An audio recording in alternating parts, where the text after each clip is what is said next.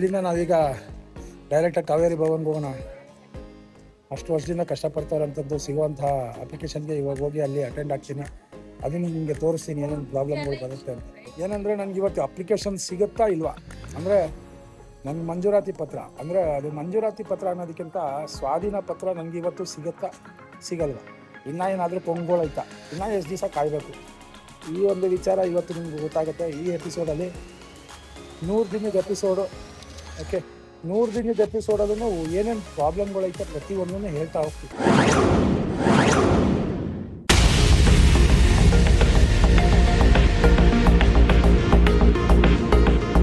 ಒಟ್ಟಿನಲ್ಲಿ ಸ್ವಾಧೀನ ಪತ್ರ ಈಸ್ಕೊಳ್ಳೋಕ್ಕೆ ಅಂತ ಅಲ್ಲಿಂದ ಹೊರಟಿದ್ದಾದ್ಮೇಲೆ ಇಲ್ಲಿ ನೋಡಿದ್ರೆ ಜನ ಸಾಗರ ಸ್ವಾಮಿ. ಹೆಚ್ಚು ಕಡಿಮೆ 1 ಲಕ್ಷಾಂತರ ಜನ ಇದ್ದರು. ಯಾವುದೋ ಪ್ರತಿಭಟನೆ ಮಾಡ್ತಾಯಿದ್ರು ನಮ್ಮ ಫ್ರೀಡಮ್ ಪಾರ್ಕ್ ಹತ್ರ. ಲಕ್ಷ ಜನಗಳಿದ್ರು. ಏನು ಪ್ರತಿಭಟನೆ ಅಂತಲೇ ಅವತ್ತು ಗೊತ್ತಾಗಲಿಲ್ಲ. ಅಲ್ಲೂ ನಾವು ತಗಲಾಕೊಂಡು ಕಷ್ಟನೋ ಸುಖನೋ ನೋಡ್ತೀವಿ ಬರೀ ಬಸ್ಗಳೇ. ಅಯ್ಯೋ ಎಷ್ಟು ಬಸ್ಗಳು ಸ್ವಾಮಿ. ಸುತ್ಕೊಂಡು ಹಂಗಿಂದನೇ ಮಾತಾಸ್ ಹಾಸ್ಪಿಟ್ಲಿಂದ ಬಂದು ಸುತ್ತಕೊಂಡು ಕೊನೆಗೂ ಆಫೀಸ್ ಹತ್ರ ಬಂದೋ ಸ್ವಾಮಿ. ಆಫೀಸ್ ಹತ್ರ ಬಂದ್ರೂ ಅಲ್ಲೂ ಟ್ರಾಫಿಕ್ಕೆ. ಕೊನೆಗೂ ನೋಡಿ ಕಷ್ಟನೋ ಸುಖನೋ ಒಳಗಡೆ ಬಂದೋ.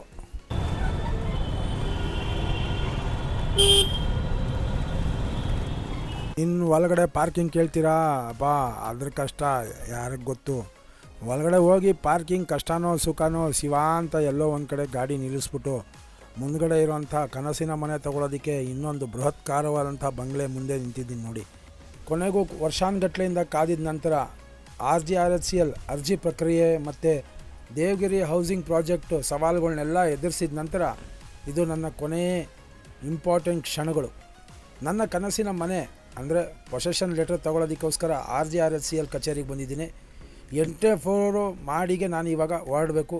ಈ ವಿಡಿಯೋನಲ್ಲಿ ನಾನು ಪತ್ರವನ್ನು ಕೈಗೆ ತಗೊಂಡು ಅದರಲ್ಲಿ ಪಟ್ಟಿರೋವಂಥ ಕಷ್ಟಗಳು ಹಂತದ ಪ್ರತಿಯೊಂದು ವಿಚಾರಗಳನ್ನು ನಾನು ನಿಮ್ಮ ಮುಂದೆ ನೈಜವಾಗಿ ದೃಶ್ಯಗಳನ್ನು ನಾನು ತೋರಿಸ್ತೀನಿ.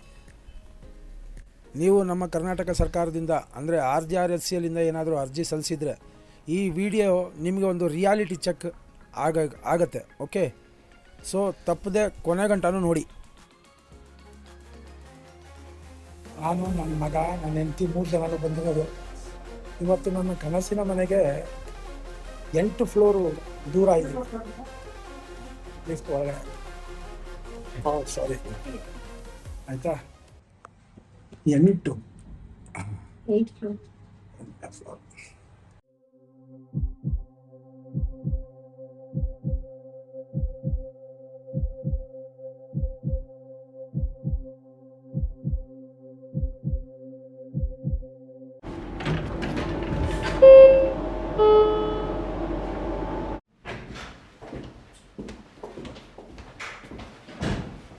ಪ್ರತಿ ಕ್ಷಣ ನನಗೆ ರೋಮಾಂಚಕಾರಿ ಮತ್ತು ಭಯದಿಂದ ಅಡಗಿತ್ತು.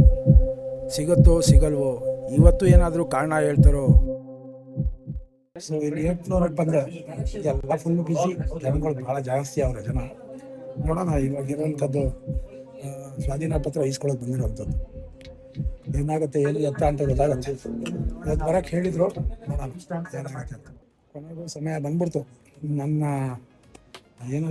ನನ್ನ ಮಗನ ಹತ್ರ ಕೇಳೋಣ. ಸ್ವಾಧೀನ ಪತ್ರ ಅಂತಲ್ಲ, ಜೋರಾಗಿದೆ. ಸ್ವಾಧೀನ ಪತ್ರ ನಾವು ಈಸ್ಕೊತೀವಿ.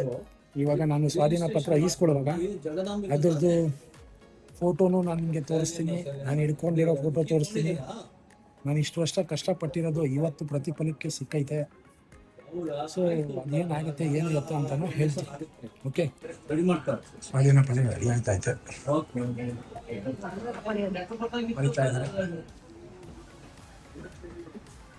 ಬರೀತಾ ಇರೋದನ್ನು ಶೀಘ್ರದಲ್ಲೇ ನನಗೂ ಸಿಗತ್ತೆ.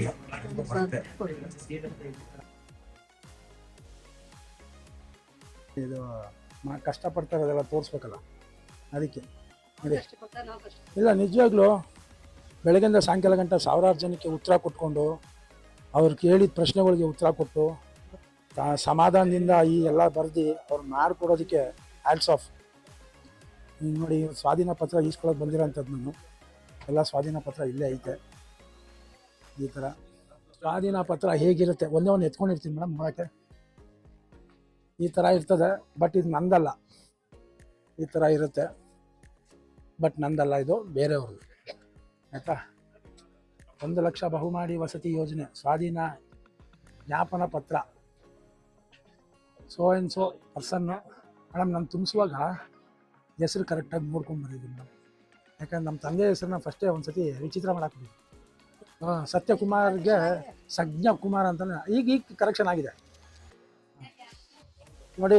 ಇಲ್ಲಿ ಫಸ್ಟು ಹೆಸರು ಬರುತ್ತೆ, ಆಮೇಲೆ ಗ್ರಾಮದ ಸಂಖ್ಯೆ ಬರುತ್ತೆ, ಯಾವ ಬ್ಲಾಕ್ ಬರುತ್ತೆ, ಆಮೇಲೆ ಎಷ್ಟು ಯಾರಿಂದ ಯಾರಿಗೆ ಎಷ್ಟೇ ಇರ್ತಾರೆ, ಆಮೇಲೆ ಎಷ್ಟೇ ಉತ್ತರಕ್ಕೆ ಏನು ಬರುತ್ತೆ, ಪೂರ್ವಕ್ಕೆ ಏನು ಬರುತ್ತೆ, ಪಶ್ಚಿಮಕ್ಕೆ ಏನು ಬರುತ್ತೆ, ದಕ್ಷಿಣಕ್ಕೆ ಏನು ಬರುತ್ತೆ, ಇದೆಲ್ಲ ಬರುತ್ತೆ. ಸ್ವಾಧೀನ ಪತ್ರ ಫಲಾನುಭವಿಗಳ ಸಹಿ ಇದು ಕೊಟ್ಟಾದ್ಮೇಲೆ ಇದು ಅವ್ರದ್ದು ಕ್ಲಿಯರ್ ಆಗುತ್ತೆ. ಇವ್ರು ಬಂದು ವಂಡರ್ ಹೋಮ್ ಫೈನಾನ್ಸಿಂದ ಇರೋವಂಥದ್ದು. ನಮ್ಮ ಬೆನಿಫಿಷರೀಸ್ ಯಾರಿದ್ದಾರೆ, RGRSCಲಿಂದ ಸಿಕ್ಕಿರೋವಂಥವ್ರು ಯಾರ್ಯಾರು ಬೆನಿಫಿಷರೀಸ್ ಇದ್ದಾರೆ ಅವ್ರಿಗೂ ಸಹ ನಾನು ಇವ್ರ ನಂಬರ್ನ ಕೊಡ್ತೀನಿ. ನೀವು ಡೈರೆಕ್ಟಾಗಿ ನಿಮ್ಮ ಮನೆಗೆ ಬರ್ತಾರೆ and they will collect all the documents and they will guide you how you can get the loans and those things and at very best rate of interest. ನಾನು ಡೈರೆಕ್ಟಾಗಿ ಇವ್ರ ಜೊತೆನೂ ಒಂದು ಸತಿ ಇಂಟರ್ವ್ಯೂ ಮಾಡಿಸ್ತೀನಿ, ಮನೆಗೇ ಇವ್ರನ್ನ ಕರೆಸ್ತೀನಿ, ಅಲ್ಲೇ ನಾನು ಶೂಟಿಂಗ್ ಮಾಡಿ ಇವ್ರ ಜೊತೆ ಬೇಕಾಗಿರೋಂಥ ಪ್ರಶ್ನೆಗಳನ್ನ ಕೇಳಿ ನಿಮ್ಮ ಮುಂದೆ ಅವರು ಏನೇನು ಅವ್ರ ಬ್ಯಾಂಕಿಂದ ಏನು ಫೆಸಿಲಿಟೀಸ್ ಬರುತ್ತೆ ಪ್ರತಿಯೊಂದು ವಿಚಾರನೂ ನಾನು ತಿಳಿಸ್ತೀನಿ. ಏನು ರೀ ರಮ್ಯ ಮೇಡಮ್, ನಮ್ಮ ಮನೆಗೆ ಅವ್ರದ್ದು ಲೊಕೇಶನ್ ಕಳಿಸ್ತೀನಿ. ನಾವು ನಮ್ಮ ಮಕ್ಕಳು ನಮ್ಮ ಮಿಸಸ್ ಎಲ್ಲ ಇರ್ತಾರೆ. ಒಂದು ಸಣ್ಣದಾಗಿ ಒಂದು ಇಂಟರ್ವ್ಯೂ ಇಟ್ಕೊಳ್ಳೋಣ ಮೇಡಮ್. ಕೆಲವು ನಾನು ಪ್ರಜೆಗಳ ಪರವಾಗಿ ನಾನು ಕೇಳುವಂಥ ಪ್ರಶ್ನೆಗಳಿಗೆ ದಯವಿಟ್ಟು ಉತ್ತರ ಹೇಳಿ. ಓಕೆ, ಯಾವುದು ಮುಚ್ಚುಮರೆ ಮತ್ತು ಇದಿರಬಾರ್ದು. No hidden charges. ಬರ್ರಿ ಇಲ್ಲಿ ನಿಂತ್ಕೊಡ್ರಿ, ಮಧ್ಯದಲ್ಲಿ ಬರ್ರಿ. ಹಾಂ, ಆ ಕಡೆ ನೋಡ್ರಿ, ಅಲ್ಲಿ ನೋಡ್ರಿ, ಇದನ್ನು ಹಿಂಗೆ ಹಿಡ್ಕೊಡ್ರಿ, ಅದು ಕೊಡ್ರಿ, ಅದು ಮೊಬೈಲ್ ಕೊಡ್ರಿ. ಇಲ್ಲಿ ನಿಮ್ದು ಮೊಬೈಲ್ ಎತ್ಕೊಂಡು ನಾನು ಎಲ್ಲಿ ಹೋಗೋಣ, ಅಲ್ಲಿ ನೋಡ್ರಿ. ಹಾಂ, ಹಾಕಿದೆ ನಮ್ಮ ಯೂಟ್ಯೂಬ್ ಹಾಕಿ. ಫೋನ್ ನಂಬರಾ ಕೊಡಿ. ನೀವು ಕೇಳಿರ್ತೀರಿ ಫೋನ್ ನಂಬರು, ಯೂಟ್ಯೂಬಲ್ಲಿ ನಾನು ಕೊಡಲ್ಲ. ನಾನು ಫಸ್ಟೇ ಹೇಳಿದ್ದೀನಿ, ಮೇಲ್ ಮಾಡಬೇಕು, ಮೇಲ್ ಮಾಡಿದ್ರೆ ಮಾತ್ರ ಕೊಡೋದು. ಎಲ್ಲೈತಪ್ಪ ಇದರಲ್ಲಿ ಯೂಟ್ಯೂಬು? ಮೊಬೈಲ್ ನಂಬರಾ? ರಾಘವೇಂದ್ರ ಕರೆಕ್ಟ್ ಆಗಿದೆ, BS Raghavendra, BR Sathyakumar correct ಆಗಿದೆ. ಅರೇ ಇದು ಕರೆಕ್ಟ್ ಆಗೈತೆ ನೋಡ್ರಪ್ಪ. ನೀವಲ್ಲಿ ಏನಂತಾರೆ ಅದಕ್ಕೆ ನೋಡಿ, ಇದು ಖಾಲಿ ಇದೆ, ಇದು ಖಾಲಿ ಇರೋಂಥದ್ದು ಈ ಥರ ಖಾಲಿ ಇರುತ್ತೆ. ಈ ಖಾಲಿ ಇರೋದ್ರಲ್ಲಿ ನಿಮ್ಮ ಹೆಸರು ಮತ್ತು ನಿಮ್ಮ ತಂದೆ ಹೆಸರು ಬರೆಸುವಾಗ ದಯವಿಟ್ಟು ಅವ್ರ ಹತ್ರ ಒಂದು ಸತಿ ಕೇಳಿ. ಹಿಂಗೆ ಹೆಸರು ಬರೀತಾರೆ, BS ರಾಘವೇಂದ್ರ ಅಂತ ಬರುತ್ತೆ, ನೋಡ್ಕೊಳ್ಳಿ, ಆಮೇಲೆ ಅಲ್ಲಿ ಬರೆಸಿ. ಓಕೆ, ಹಾಂ, ಇವಾಗ ನಮಗೂ ಬರೀತಾ ಇದ್ದಾರೆ. ತಗೊಂಬ ಇದು ಬರೆಯೋದನ್ನು ನೋಡಿ, ಅದೇ ಮೇನ್ ಇರೋದು, ಖುಷಿ ಇರೋದು ಅದೇ ನೋಡಿ. ಮೇಡಮ್ನವ್ರು ಬರೀತಾ ಇದ್ದಾರೆ.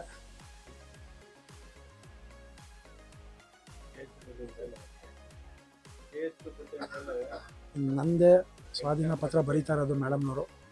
ನೋಡ್ಕೊಂಡು ಬರೀತಾ ಇದ್ದಾರೆ. ನನ್ನ ಹೆಸರಿದೆ, ದೇವಗೆರೆನಲ್ಲಿ ಇರೋವಂಥದ್ದು, 68ನೇದು B ಬ್ಲಾಕಲ್ಲಿ, 11ನೇ ಫ್ಲೋರು, 112 ಅಂತ ಹಿಂಗೆ ಬರೀತಾ ಇರೋವಂಥದ್ದು. ಇನ್ನು ಇದ್ರ ಮುಂದೆ ನನ್ನ ಹೆಸರೆಲ್ಲ ಬರುತ್ತೆ, ಅದೆಲ್ಲ ಆಮೇಲೆ ನಿಮ್ಗೆ ಗೊತ್ತೇ ಇರ್ತದಲ್ಲ, ಆಯಿತಾ.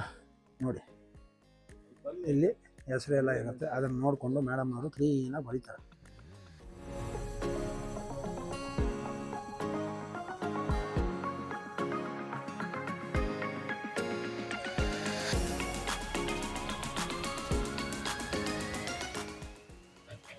ಎರಡೆರಡು ಸತಿ ಬಿಡೋದು, ಒಂದು ನಿಮ್ದು ಒಂದು ನಮ್ದು. ಏನಕ್ಕೇನು ನೀವು ಕಾಸು ಐತೆ ಬರ್ತೀರಿ ಸ್ವಾಮಿ. ದುಡ್ಡು ಇಲ್ದಿರೋರು ಪಾಪ ಮನೆಯಿಂದ ಇಲ್ಲಿ ಗಂಟ ಖರ್ಚು ಹಾಕೊಂಡು ಹೆಂಗೆ ಬರ್ತಾರೆ? ಕೈಯೋ ಕಾಲೋ ಮುರಿದೋಗಿರೋರು ಹೆಂಗೆ ಬರ್ತಾರೆ? हाँ, बहुत जन है हमारे से सीख को घर में बैठ को काम कर रही। विश्वास तो BBS चैनल देखो है, डिजिटल भारत सेवा चैनल देखो है, एक बार देखो मालूम होता है। हाँ, बहुत जन है गरीब आ रहती जी, उन लोग खर्चा करके आने होता नहीं। आप आ गए चलता है, उन लोगों के साथ ही ಅವ್ರಿಗೆ ಹೆಲ್ಪ್ ಆಗುತ್ತೆ ಸರ್. ಭಾಳ ಜನಕ್ಕೆ ಬರೋಕ್ಕಾಗೋದಿಲ್ಲ, ಅವ್ರು ದಿನಗೂಲಿಗೆ ಹೋಗ್ತಾರೆ ಕೆಲವರು, ಅವ್ರಿಗೆ ಬರೋಕ್ಕಾಗಲ್ಲ. ಅದೇನಿಲ್ಲ, ನಮ್ದೇನೆ, ಅದಕ್ಕೆ ನನಗೆ ಇವಾಗ ಸಿಕ್ತು ಅಂತ. ತಪ್ಪು ಏನು ನಡೀತಾ ಇದೆ, ಯಾಕೆ ಆಗ್ತಾ ಇದೆ, ಎಷ್ಟು ವರ್ಷದಿಂದ ಕಾದ್ರಿ, ಏನು ಕಷ್ಟ, ಇದೆಲ್ಲ ಗೊತ್ತಾಗುತ್ತೆ. ಆ ಥರ ತೋರ್ಸಂಗಿದ್ರೆ ಎಲ್ಲ ಕಟ್ ಮಾಡ್ಬಿಟ್ಟು ತೋರಿಸ್ಬೋದು. BS Raghavendra, BR Sathyakumar, BS Raghavendra, ಇದು ಕರೆಕ್ಟ್ ಆಗಿದೆ ಮೇಡಮ್.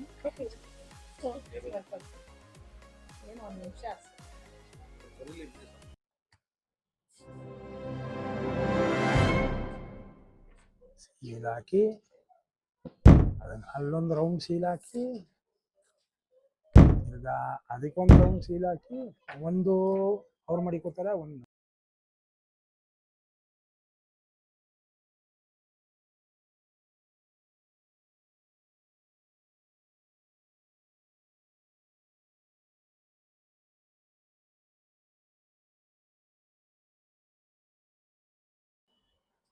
ಲೆಡ್ಜರಲ್ಲಿ ಎಂಟ್ರಿ ಆಗ್ಬೇಕು. ಎಂಟ್ರಿ ಆದ್ಮೇಲೆ ಲಾಸ್ಟಿಗೆ ನಮ್ಮ ಸೈನ್ ಆಗ್ಬೇಕು. ಏನು ಅಂದ್ರೆ ಈಸ್ಕೊಂಡು ಹೋಗಿದೀವಿ ಅಂತ, ರಿಸೀವ್ಡ್ ಸಿಗ್ನೇಚರ್.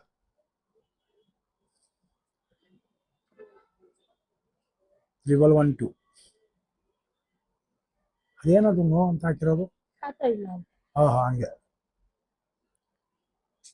ಒಂದು ಅಂದಾಜು ಬರುವಂತ ಸಮಯ 4-5 months. ಇನ್ನೊಂದು 4-5 months.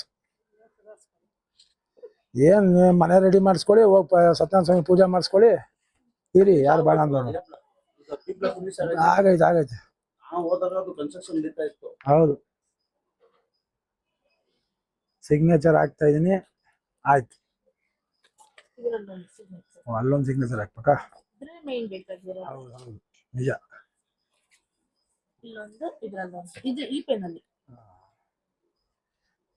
ಓಹೋ, ಮಾರ್ಕರ್ ಇದು ಇಲ್ಲ ಮೇಡಮ್? ಮಾಡಿ.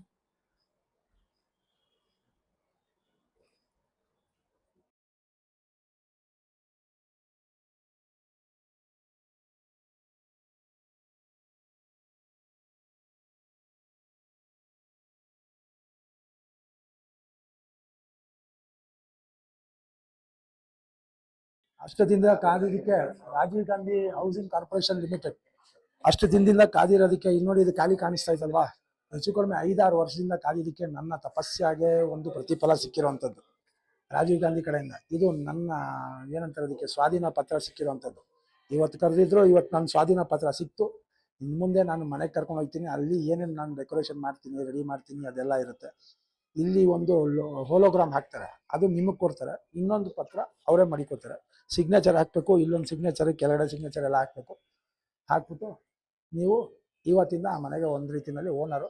ರಿಜಿಸ್ಟ್ರೇಷನ್ ಆಮೇಲೆ, ಯಾಕಂದರೆ ಇನ್ನೂ ನಂದು ಖಾತಾ ಆಗಿಲ್ಲ. ಖಾತಾ ಆದ್ಮೇಲೆ ತಿರ್ಗಾ ಕರೀತಾರೆ, ಆಮೇಲೆ ಡಾಕ್ಯುಮೆಂಟೇಷನ್, ಆಮೇಲೆ ಎಲ್ಲ ಕರೆಕ್ಟಾಗಿದೆ ಅಂತ ಒಂದ್ಸರಿ ನೋಡ್ಕೊಳ್ಳಿ. ನಾನು ಅದನ್ನೇ ಫಸ್ಟೇ ಹೇಳಿದೆ, ನಿಮ್ಮ ಹೆಸರು ಮತ್ತು ನಿಮ್ಮ ತಂದೆ ಹೆಸರು ಕರೆಕ್ಟಾಗಿರಬೇಕು, ಅದನ್ನು ಚೆಕ್ ಮಾಡ್ಕೊಳ್ಳಿ. ಯಾವುದು ಬ್ಲಾಕು ಎಷ್ಟೇ ಮಾಡಿ ಅದನ್ನು ನೋಡ್ಕೊಳ್ಳಿ.